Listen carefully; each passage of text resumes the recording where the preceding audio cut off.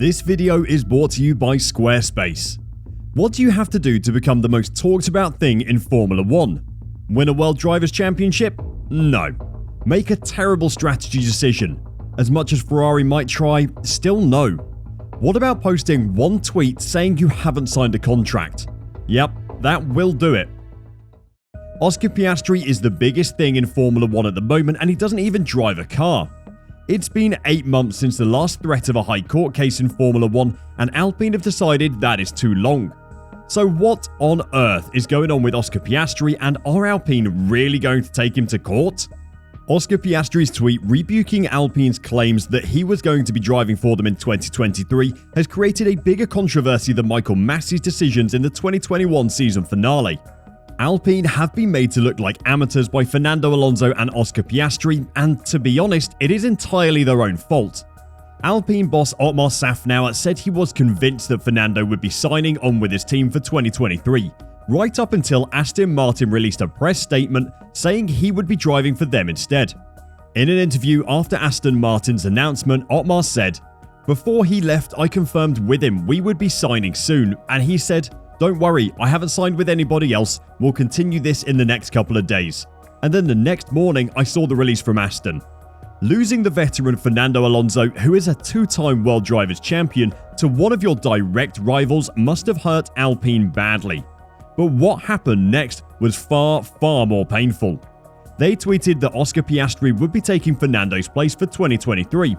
It was a reasonable enough thing to do, to be fair. He was their current reserve driver, and they had spent millions of euros getting him ready to take a seat in Formula 1 in 2023. They did forget one very important thing though, and that was checking with Oscar himself. The young Australian driver tweeted an hour and a half later saying he had no idea Alpine were going to announce him as a driver and that he had not agreed anything. In 250 characters, he managed to make Alpine look like a local kart racing team, not a multi-million-dollar elite racing organization. That was never going to be the end of this though, and Alpine are escalating things. Like a wounded beast, they're fighting back and coming at Piastri with claws showing. Before we talk about what Alpine has done to threaten Piastri, I want to thank the sponsor of today's video, Squarespace. We're currently using it to create a website for our community, and some of the features have been incredibly useful. The members area makes it super easy to monetize content and make your website not just a passion project, but a profitable project as well. The commenting features that you can integrate into your website means you can interact with your community with ease and build an online presence that people can recognize. How do you know what content to post though? Well, their analytics tell you what drivers or teams' content gets viewed the most, so you can tailor your future features to generate the most traffic. Go to squarespace.com for a free trial, and when you're ready to launch, go to squarespace.com/gpculture to save 10% off your first purchase of a website or domain. We would love to see what you guys create and share it with our community. Team principal Otmar Szafnauer has said that his team could seek millions of euros in compensation from Piastri if he refuses to race for them next year. For someone who doesn't even have a racing seat for next year yet, that is a scary prospect. Szafnauer said all the indications from their base in Paris was that Alpine were prepared for a legal battle once the sport's August break was over. Going to the High Court is over 90% certain that's what we'll do, he told the media on Monday. It has been reported that the Contract Recognition Board that authenticates all F1 contracts has already said that Piastri's contract with his new team is legal. Otmar has already been in touch with them to get clarity on the situation, but isn't afraid of going further with the matter.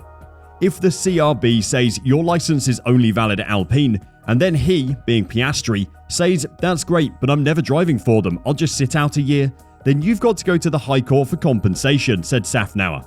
There has been speculation that McLaren and Alpine will ultimately come to an understanding that could see race winner Ricciardo return to Alpine, the Australians' employers before McLaren. Alpine spent heavily on preparing Piastri for F1, with independent tests and thousands of kilometers in last year's car, including one at the Circuit of the Americas in Austin, Texas.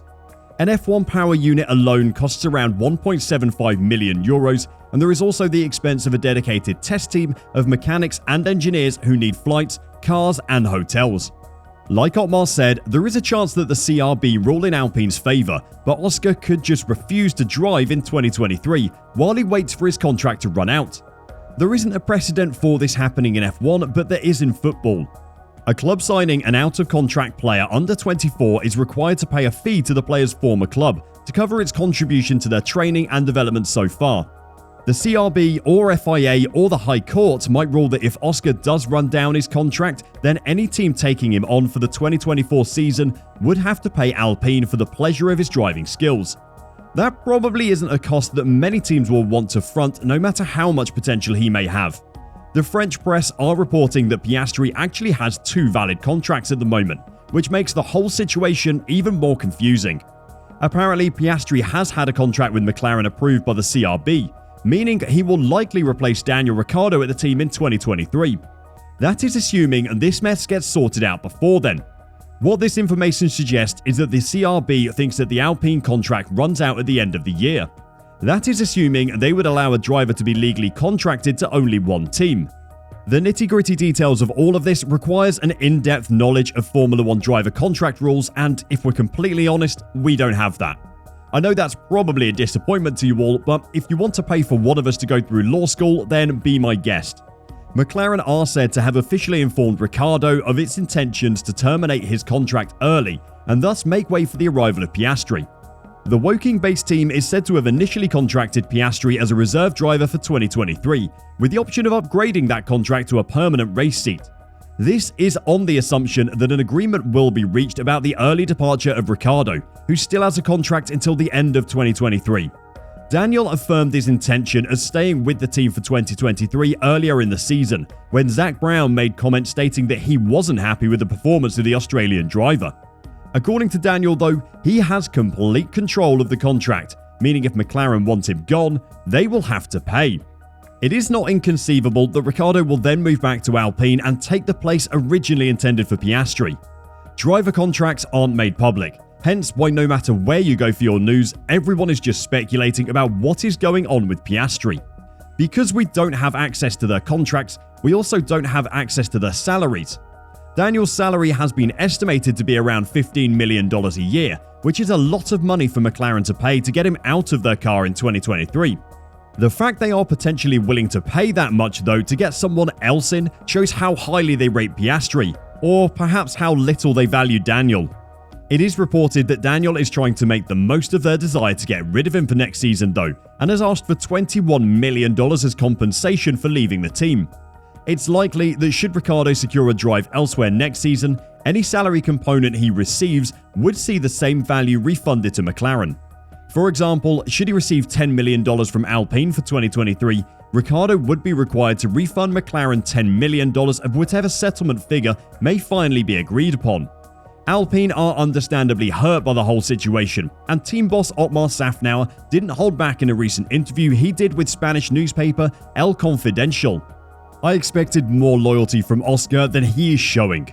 There should be some loyalty to the fact that we've invested literally millions and millions of euros to prepare him. Otmar is understandably upset about the amount of money his team will feel they have now wasted on the junior driver, but it was the disloyalty that seemed to hurt him more. I started in 1989 in Formula 1 and I've never seen anything like this. And it's not about Formula 1, it's about integrity as a human being.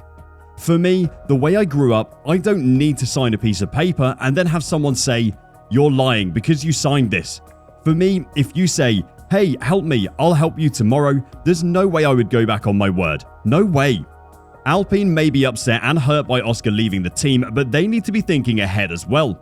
Fernando's shock exit created another question that has been overlooked due to the drama surrounding Piastri. Can Esteban Ocon lead the team? Obviously, he can't drive both cars, but can he take the lead of whoever comes in? Otmar seems to think so. He said that Esteban doesn't always get to grips with the car over the weekend very quickly, sometimes needing the Friday just to get comfortable and at a competitive pace. He carried on by saying, "But ultimately, on Saturday and then Sunday, he's there. So he needs to learn a little bit to get there a bit faster, but we're working with him on that. And thereafter, can he lead the team? For sure, he's getting better and better. He's got a race win under his belt. He's scored good points for us this year, and he'll learn more by the time we get to next year." Okay, so it may not sound like a resounding vote of confidence from Otmar, but Alpine will have been planning for this point, for Esteban to take over as the team leader. They might have expected it to come a little further down the road though. So what do you think? Will Oscar find himself in front of a judge before the start of next season? Will Daniel get the biggest payday of his career by getting fired? Will Alpine just quit out of embarrassment? Let us know down in the comments. If you want to know more about what is happening in F1, then click the video showing on your screen now.